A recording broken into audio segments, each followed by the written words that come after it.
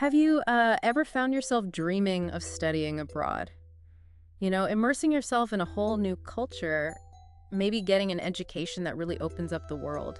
It's a fantastic thought, isn't it? Yeah, An incredibly exciting prospect. definitely. But the path to actually making that happen often hits a hurdle pretty early on. Understanding student visas. It can seem, well, really complex. Yeah. So today on the deep dive, we're going to try and cut through some of that complexity, bring you some clarity. That's exactly what we're aiming for with this deep dive. We want to pull back the curtain a bit Yeah. on this diverse world of student visas. Okay. We'll extract some key nuggets of knowledge. The different types, what they're actually for, and some of the unique things you find in major countries. Right. The goal really is to make this information digestible, easy to grasp, and hopefully empowering for you. Whether you're actively planning that big academic adventure or maybe just curious about how it all works globally. Okay, let's unpack this then. Let's jump straight into some of the big ones, yeah. The most popular study destinations, North America and Oceania first. Sounds like a plan. All right. Starting with the United States. Always a huge draw for international students. Now, if you're looking at academic studies college, university, the F1 visa is generally your main one. It's the standard for full-time degree programs. That's the one most people know. Exactly. But it's worth flagging a clear distinction here. If your goal is more vocational, maybe technical training, like, say, culinary school or flight training. Something hands-on, yeah. Right. Then you'll be looking at the M1 visa. And then there's also the J1 visa. Now, that's mainly for exchange programs. Cultural exchange, research scholars. Precisely. And while it isn't a student visa in the exact same way, some J1 programs do involve study. So the big takeaway for the U.S. really is that they draw this sharp line right from the start.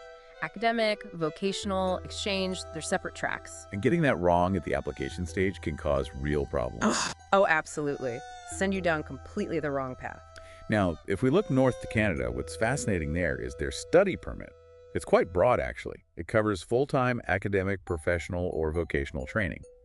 So a bit more encompassing than the U.S. categories sometimes. Okay, so one permit covers more ground. Pretty much. Wow. But, and this is where it gets really interesting, and it's a crucial detail people often miss. While the study permit allows you to study, you also need separate permission just to enter Canada. Ah, right, like an entry visa. Exactly. It's either a temporary resident visa, a TRV, or, if you're from a visa-exempt country, an electronic travel authorization, an ETA.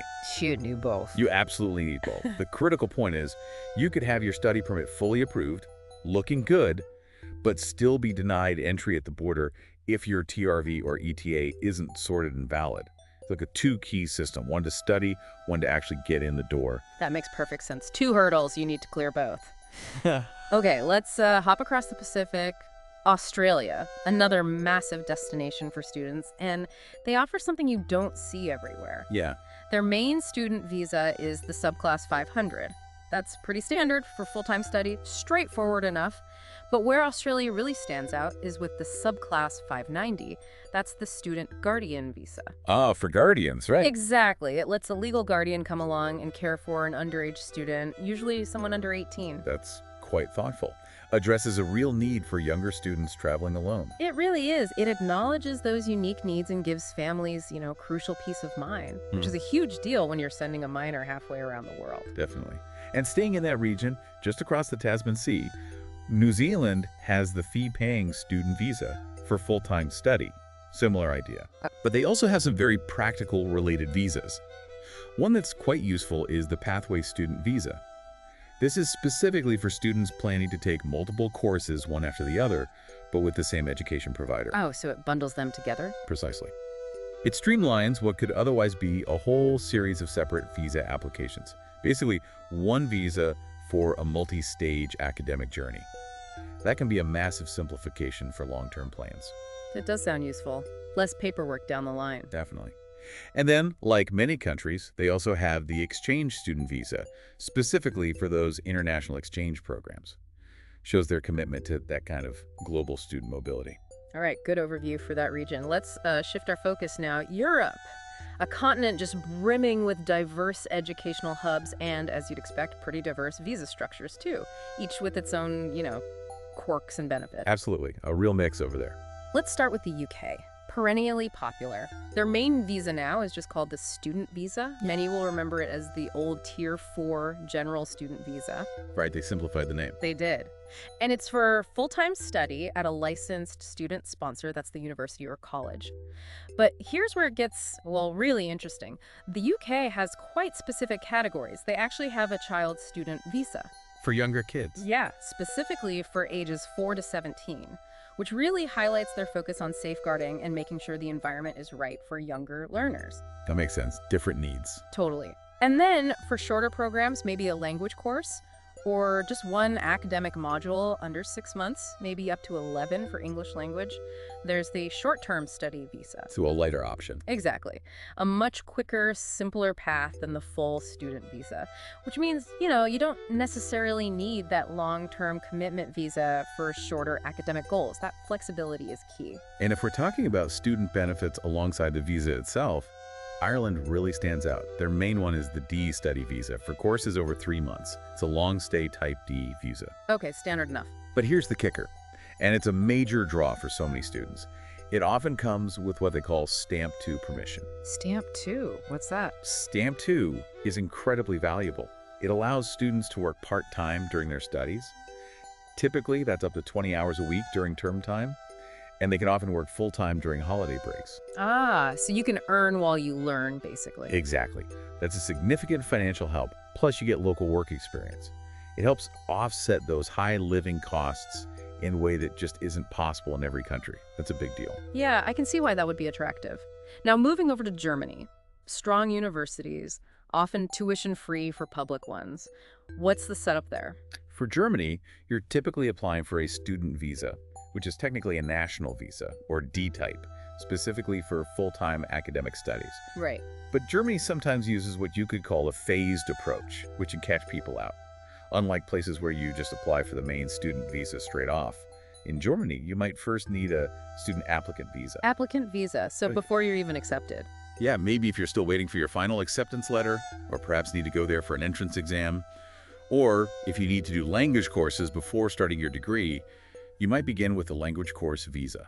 Okay, so it can be a multi-step process. It often is. Your journey might start with one of these temporary visas, and then you transition to the full student visa once your main studies are locked in. So planning for those initial steps is really key. Good to know. What about France, another major hub? France also has a distinct system, and actually it can be quite streamlined once you get it.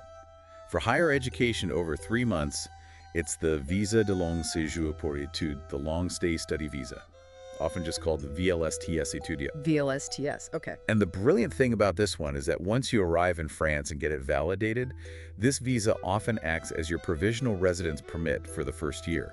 Saves you an extra application step once you're in the country. Oh, that is handy. Less bureaucracy. Definitely. And similar to Germany, they also have a shorter term option, the temporary long stay visa, or VLST, for programs under 6 months. Again, catering to those shorter study periods without the full long stay hassle. Right. And the Netherlands, I hear their system is quite integrated. It really is. You're generally looking at a combination. First, an MVV, which is a provisional residence permit, basically an entry visa, and then your actual residence permit for study once you're there. Okay, 2 parts again. Yes. But the beauty of the Dutch system is that the immigration service, the IND, manages this whole process very closely with your university or college. Ah, so the institution helps a lot. Immensely. For you, the student, once you're accepted, the institution often acts as your sponsor and handles a lot of the immigration paperwork. It can really streamline things compared to countries where you're navigating it all yourself. That sounds like a big plus. Now, what about the Nordic countries? Sweden, Finland, Denmark, Norway. Can we group them? Is there a common theme? There's definitely a common thread, yeah. They generally focus on residence permits that cover your study period quite comprehensively. Okay. So, Sweden uses a residence permit for studies, applied for via the Swedish Migration Agency, usually issued for the whole study period. Finland is similar, a residence permit for studies, with validity typically matching your program length. Makes sense. Denmark's residence permit for studies for university level is interesting because, like Ireland, it notably allows part-time work up to 20 hours a week. Again, great for finances and experience. Another one with work rights included. Good to know. Yep. And finally, Norway has its study permit, or student residence permit, managed by their Directorate of Immigration, the UDI. again designed for full-time studies. So overall, a focus on permits covering the duration, with Denmark adding that work allowance. Okay, that covers a lot of Europe. Let's broaden out slightly to some other key European destinations. Italy, Spain, maybe Russia, Turkey. Sure. Italy uses a national visa, Type D, specifically the student subtype for any program lasting over 90 days. Pretty standard long-stay visa. And Spain. Spain also has a student visa, Type D, for studies over 90 days. But, and this is a really important post-arrival step, once you're in Spain, you must apply for a foreigner identity card, the TIE, Tarjeta de Identidad de Extranjero. TIE card, right. It's not just a suggestion, it's essential for your legal residency, opening bank accounts, everything. So getting the visa is step 1, getting the TIE is step 2.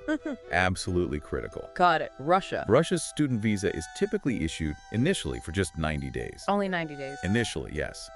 But then, once you're in Russia and properly enrolled, it can be extended locally to cover the full duration of your program. Okay, so an extension process is built in. Yep. And Turkey. Turkey's another one with a clear 2-step process. You need to get a student visa before you travel. Then, after you arrive in Turkey, you must apply for a residence permit. You can't just stay on the visa long term. So visa first, then residence permit application once you're there. Similar idea to Spain's TIE, but maybe even more distinct steps. Exactly. These post-arrival steps, like in Spain or Turkey, can easily trip up students. They think getting the visa is the finish line. But it's really just the start of the administrative process in some ways. Precisely. It's often just the first leg of the race. That's a vital distinction to make. Okay, let's shift continents again. Let's talk about Asia and the Middle East regions that are really emerging as significant, attractive study hubs. Lots of diverse opportunities opening up there. Absolutely. Growing very fast. Let's start with India.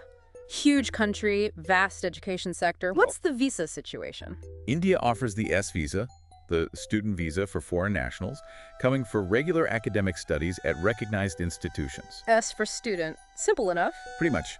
The key practical point for students is its validity. It's typically issued for the duration of the course or up to 5 years, whichever is less. And extensions. What's convenient is that it can often be extended while you're in India. You apply through the Foreigners Regional Registration Office, the FRRO. Ah, so you don't necessarily have to leave the country to renew if your studies continue. Generally, yes. That makes it much less hassle if your course runs a bit longer, or perhaps you decide to pursue a master's after your bachelor's, for example. Okay, Japan. High-quality education, unique culture. For Japan, it's the student visa, widely known as the Rigaku visa. This is for university studies, or for attending Japanese language school. It falls under a long-term visa category they specifically call college student. College student category, okay. Which kind of reflects their focus, you know. It signals you're entering their formal education system with a serious academic purpose, not just casual learning. Makes sense. How about South Korea, another real rising star in global education? In South Korea, you'll mainly see the D2 visa. That's for undergraduate or graduate studies, your typical university degree programs. D2 for degrees. Right.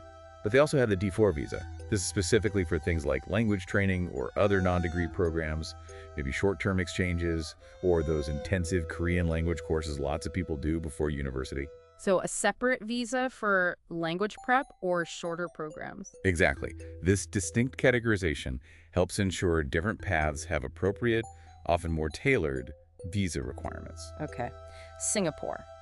Known for academic excellence, very organized. For Singapore, students need a student pass to study at an approved institution. What's really notable here, and a huge convenience, is that the institutions themselves, They apply for you. they typically apply for the student pass on behalf of the student. They do this through the Immigration and Checkpoints Authority, the ICA. Wow, that must simplify things enormously for the student. It really can.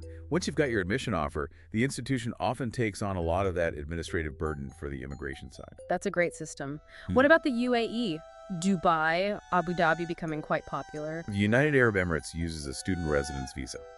It's typically valid for 1 year at a time, and then it's renewable annually. Okay, yearly renewal. Yeah.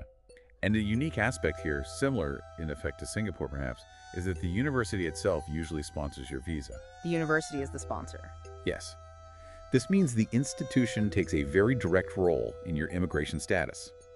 It often streamlines the initial application and provides a strong layer of institutional support while you're there. That sounds very supportive. Malaysia. Malaysia also uses a student pass system for full-time education. The process there is quite centralized. It's managed by a body called Education Malaysia Global Services, or EMGS. EMGS. EMGS essentially acts as a single point of contact and a key facilitator for international students. They help process and coordinate applications. Again, the idea is to simplify what could otherwise be a fragmented system with different institutions. Centralized processing. Makes sense. And finally, let's touch on China, a massive country rapidly expanding as a study destination. Absolutely. For China, the relevant visa is known as the X visa. X visa. But this raises an important point about duration because there's a very clear split here. There's the X1 visa and the X2 visa. Okay, what's the difference? The X1 visa is specifically for study programs lasting longer than 180 days. So, think full degree programs, longer academic stays. Right, long term. Exactly. The X2 visa, on the other hand, is designed for short-term study, anything under 180 days. This could be for a semester abroad, a summer Chinese language course, that sort of thing. Ah, so a clear time cutoff determines the type. Precisely. This separation helps them manage students based on the length and seriousness of their academic commitment, ensuring the right level of scrutiny and permissions for their stay. Wow, okay. We've covered a lot of ground from North America to Oceania, through Europe and across Asia and the Middle East. So what does all this actually mean? For you, the listener, the aspiring student, or just someone trying to get a handle on this complex global picture? Well, I think what we've discussed today really highlights several key things. First, pretty much universally, you need some kind of specific visa or permit for any long-term study abroad. That's non-negotiable. Right, step one. Step one. Second, while the names change dramatically, F1, subclass 500, VLSTS, X visa, whatever the core purpose is generally the same, legally authorizing your stay for education. Fundamentally similar goal. Fundamentally. We've also seen there are often related visas for specific needs, vocational training, language study, even those guardian visas. That shows some tailoring. Yeah, the niche ones. But, and this is crucial, there are significant differences too. How long a visa is valid for, how you extend it, whether you need to do something after you arrive, like get that Thai card in Spain, or apply for residence in Turkey. Those post-arrival steps are vital. And the role of the university or government agencies? Exactly. That varies hugely. Sometimes they hold your hand through the process, like in the Netherlands or Singapore maybe. Other times, you're navigating a complex government website pretty much on your own. So the big takeaway. The big takeaway is the absolute importance of researching the specific requirements for your chosen country, and even your specific institution, meticulously. Don't just rely on the visa name. Right. Each country really does have its own unique set of rules, its own procedures, its own timelines. Understanding those nuances is probably your biggest asset in making that study abroad dream a reality. Indeed. As we've discussed, navigating these student visas across the globe, it really demands attention to detail, doesn't it? And understanding each country's unique approach, it also kind of makes you think about how these different systems reflect different national views on international education and what that means for, global mobility and cultural exchange overall. It's a fascinating reflection of national priorities, absolutely. Well, thank you for that incredibly comprehensive overview. Hopefully that's provided some real clarity for everyone listening. All the best, and we will meet again with another important matter again.